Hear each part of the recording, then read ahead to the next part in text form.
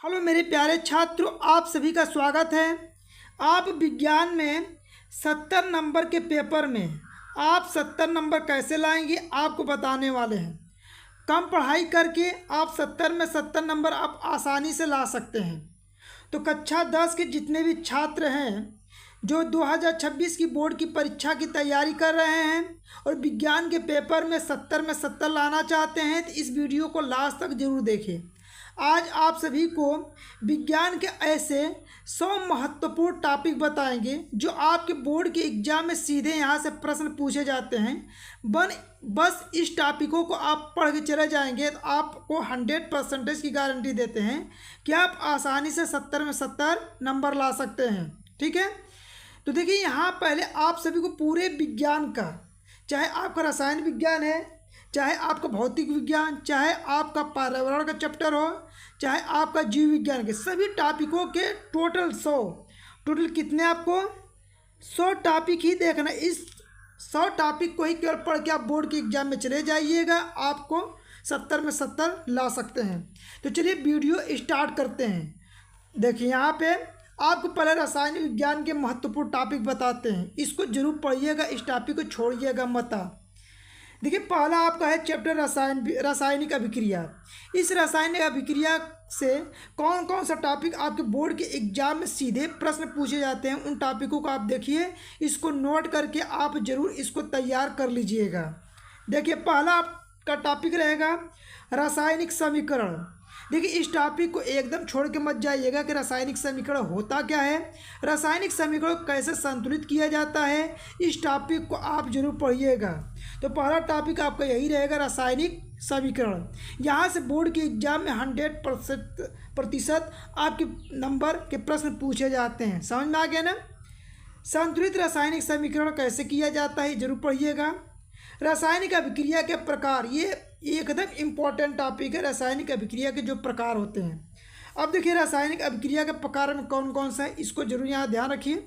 पहले नंबर पे आता है संयोजन अभिक्रिया, इसको पढ़िएगा। फिर इसके साथ अवघटन, जिसे वियोजन अभिक्रिया भी कहते हैं, इसे आप पढ़ लीजिएगा। एक होता है विस्थापन अभिक्रिया, एक होता है उदासीनीकरण अभिक्रिया, साथ में द्विविस्थापन, उपचयन तथा अपचयन। इसके साथ में एक टॉपिक इसमें और ऐड कर सकते हैं संक्षारण, और एक टॉपिक होता है विकृत गंधिता। तो इतने टॉपिक को पहले चैप्टर में आपको बस इतने टॉपिक को ही केवल पढ़ना है। ठीक है, और प्रश्न इसी से पूछे जाएंगे, इसको छोड़ के, इस टॉपिक को छोड़ के कोई दूसरा प्रश्न नहीं आएगा।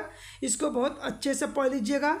यहाँ से आपका सवाल बनता है, हर साल बनता है, तो इस साल भी यहाँ से आपका सवाल बनेगा ही बनेगा। जरूर इसको पढ़ लीजिएगा। ठीक है, बस इतना टॉपिक। अब देखिए दूसरा चैप्टर में कौन कौन सा महत्वपूर्ण टॉपिक है जो आपको पढ़ना है। जैसे आपका दूसरा चैप्टर क्या है, अम्ल, क्षार तथा लवण। अब यहाँ से देखिए आपको किसके बारे में पढ़ना है। पहले आपको परिभाषा पढ़ना है अम्ल, क्षार, लवण। तो अम्ल का, क्षार का, लवण का भौतिक गुण, रासायनिक गुण, ये सभी जरूर पढ़ लीजिएगा। ठीक है, आपके पेपर में पूछता है, जैसे आपसे पूछ देता है पीएच मान के बारे में पूछेगा। ये प्रश्न भी पूछा गया है बोर्ड के एग्जाम में, तो इस टॉपिक को भी पढ़ लीजिएगा। जैसे शुद्ध जल का पीएच मान कितना होता है, ठीक है, अम्ल का पीएच मान कितना होता है, क्षारक का पीएच मान क्या होता है, ये जरूर पढ़ लीजिएगा। साथ में दैनिक जीवन में पीएच का महत्व क्या है, इसको जरूर आप पढ़िएगा। दैनिक जीवन में पीएच का महत्व ये एकदम आपके लिए इम्पोर्टेंट है। ठीक है, तो दैनिक जीवन में पीएच का महत्व पढ़ लीजिएगा। साथ में देखिए यहाँ पे कुछ इम्पोर्टेंट निर्माण विधि है, यह जरूर आता है पेपर में। जैसे सोडियम हाइड्रोक्साइड का निर्माण विधि समीकरण पूछता है 2 नंबर में। विरंजक चूर्ण, यह भी पूछता है निर्माण विधि, इसका सूत्र पूछता है, तो इसको पढ़िएगा। 2 नंबर का ये भी प्रश्न आता है। Baking soda, Dhawan soda, plaster of Paris. देखिए प्लास्टर ऑफ पेरिस हुआ, बेकिंग सोडा हुआ, विरंजक चूर्ण हुआ, ये इंपॉर्टेंट टॉपिक है जो हर साल आपके बोर्ड के एग्जाम में पूछता है। ठीक है, तो अम्ल क्षार में इतने आपको टॉपिक पढ़ना है। चलिए अगला टॉपिक आपको बताते हैं। दूसरा चैप्टर से बस उतना ही टॉपिक आपको पढ़ना है। ठीक है, अगला टॉपिक आपका रहेगा धातु अधातु। यह आपका तीसरा चैप्टर है, धातु एवं अधातु एवं उपधातु जो चैप्टर है तीसरा नंबर का।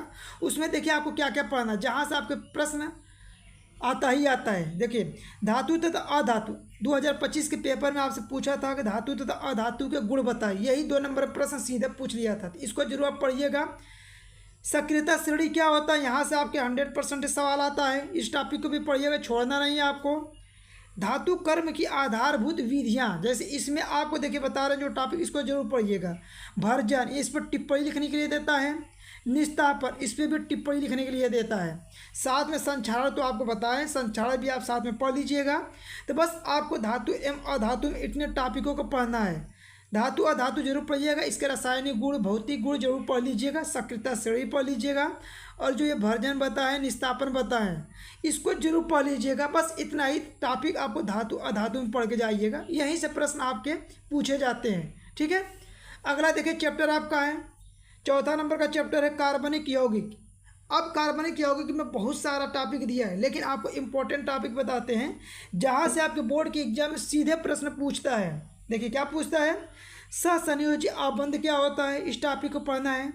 साथ में IUPAC नाम, ये तो इम्पोर्टेंट, एकदम इम्पोर्टेंट है ये IUPAC नाम, तो छोड़ के जाइएगा मत, ये बहुत सारे प्रश्न हर साल पूछता है IUPAC नाम। फिर सजाती श्रेणी आपका क्या होता है, संतृप्त तथा असंतृप्त हाइड्रोकार्बन के बारे में पढ़ लीजिएगा। ये क्रियात्मक समूह, ये बहुविकल्पी बनता है, यहाँ से एकदम आता है प्रश्न, इस टॉपिक को मत छोड़िएगा। फिर आपको क्या पढ़ना, एथेनॉल तथा एथेनोइक अम्ल, साबुन अपमार्जक। तो जितने टॉपिक बता रहे हैं बस इतने टॉपिक को आप पढ़ के चले जाइए। रसायन विज्ञान में आपका एक भी प्रश्न इससे बाहर चले जाएगा तो आके आप कमेंट कर दीजिएगा।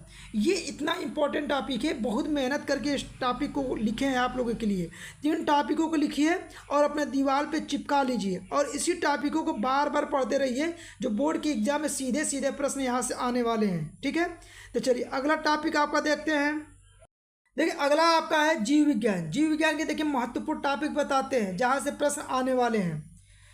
जैव प्रक्रम, अब जैव प्रक्रम में देखिए आपको सजीव के बारे में पढ़ना है, छोड़ना नहीं है।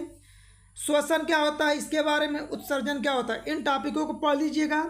साथ में जंतु और पौधों में पोषण किस प्रकार से होता है, यह टॉपिक आपको जरूर पढ़ के जाना था। जैव प्रक्रम में इतना ही आपको पढ़ना है, सजीव के बारे में, श्वसन के बारे में, उत्सर्जन के बारे में, जंतु और पौधों में पोषण किस प्रकार से होता है, इन टॉपिकों को आप पढ़ लीजिएगा।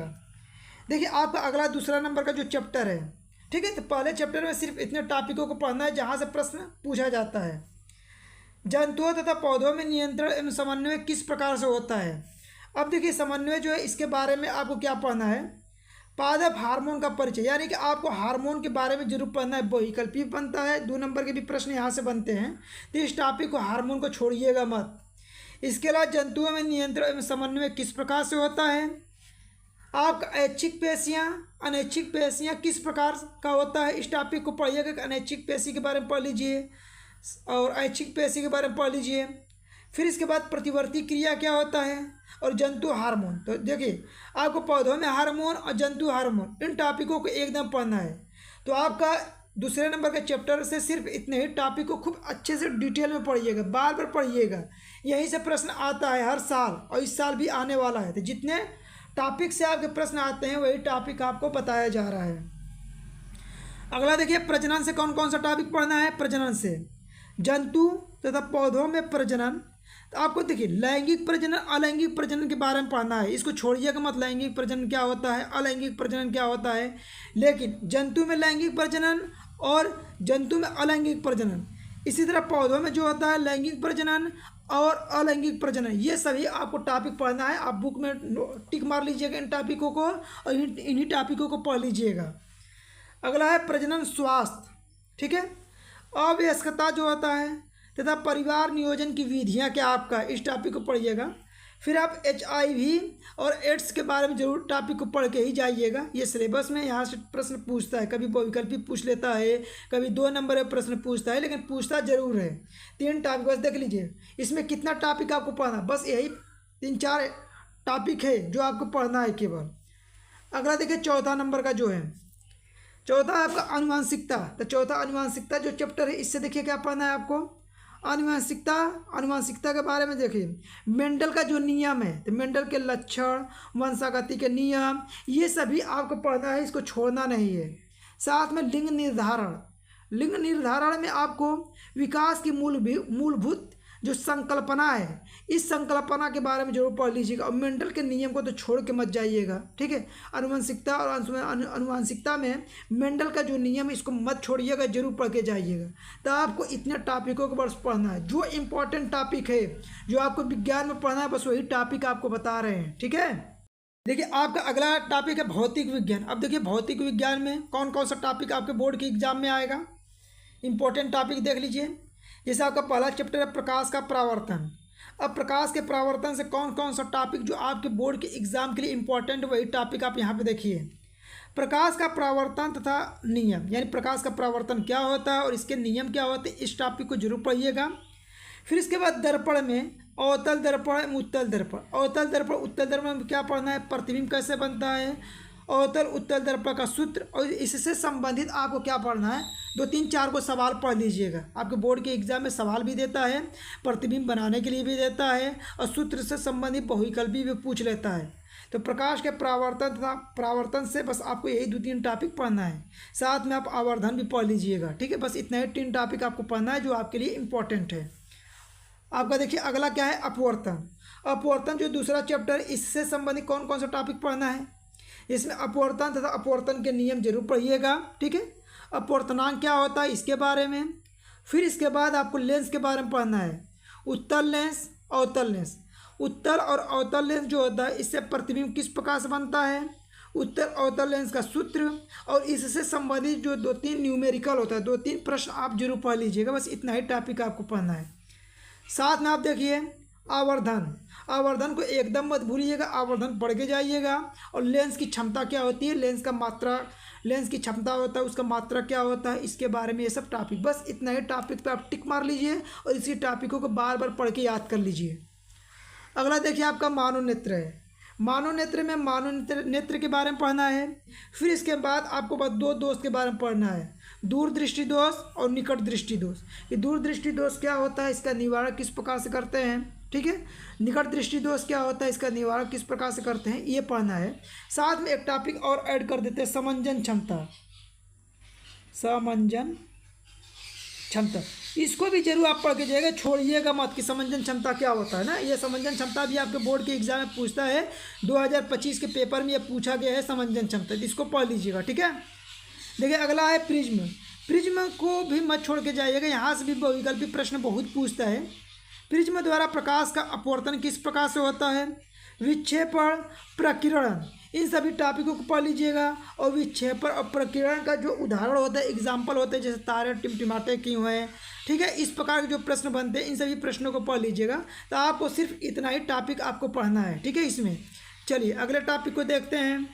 देखिए आपका अगला चैप्टर है विद्युत का प्रभाव। ये बहुत इंपॉर्टेंट चैप्टर है, यहाँ से बहुत सारे प्रश्न न्यूमेरिकल के साथ साथ आपका सारे प्रश्न, बहुत ज़्यादा प्रश्न पूछे जाते हैं। तो इस टॉपिक को जरूर पढ़िए। देखिए इसमें इंपॉर्टेंट बस आपका यही 5-6 पॉइंट है आपको, जो आपको पढ़ना है केवल। देखिए क्या पढ़ना है, धारा के बारे में पढ़ लीजिए, धारा का सूत्र, धारा का मात्रक, इसी तरह विभवांतर, विभवांतर का सूत्र, विभवांतर का मात्रक, प्रतिरोध के बारे में, प्रतिरोधकता, ठीक है, ओम का नियम क्या होता है, ये सभी टॉपिक आपको अच्छे से पढ़ना है। प्रतिरोध का संयोजन क्या होता है, श्रेणी क्रम और समांतर क्रम जरूर पढ़ना है, ठीक है। विद्युत धारा का ऊष्मीय प्रभाव पढ़ लीजिएगा। विद्युत शक्ति का फार्मूला, मात्रक, ये मात्रक जरूर पढ़ के जाइएगा, मात्रक बहुविकल्प में पूछता है और इस पर आपको छोटा सा एक सवाल भी दे देता है। तो ऐसे टॉपिक को आप जरूर पढ़ के जाइएगा, छोड़िएगा मत आप। समझ में आ गया ना। तो विद्युत का प्रभाव, बस यही टॉपिक आपको पढ़ना है। इसको नोट कर लीजिए, चाहे स्क्रीनशॉट मार के उसको लिख के दीवार पर चिपका लीजिए और उसी टॉपिक को देख के बार बार पढ़ते रहिए। अगला देखिए आपका क्या है, विद्युत धारा का चुंबकीय प्रभाव। विद्युत धारा का चुंबकीय प्रभाव में देखिए कौन कौन सा टॉपिक आपको केवल पढ़ना है।